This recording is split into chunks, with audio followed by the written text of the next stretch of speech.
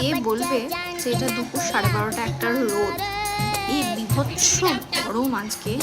তার মধ্যে দুপুরবেলা নিয়ে এসেছিলাম ছাদে ওদেরকে টয়লেট ফয়লেট করে নি। ও বাবা, এসে দুই ভাইয়ের কি খেলা শুরু। আমি তো গরমে রোদে পাই রাখতে পারছিলাম না, ছায়ায় এক কোণে দাঁড়িয়ে আছি আর ওদের খেলা দেখছি। কি সুন্দর খেলছে, একটু গরমও লাগছে না। আর ওদের মা এই রোদ দেখলেই পালিয়ে যায়।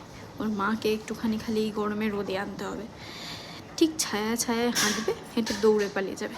ছেলেগুলো হয়েছে ঠিক অপোজিট, দেখো কিরম বাঁদরের মতো লাফিয়ে লাফিয়ে খেলছে। তোমাদের বাড়ির বাচ্চাগুলো কি রোদ ভালোবাসে না রোদ দেখে পালিয়ে যায়? কমেন্ট করে জানাতে ভুলো না।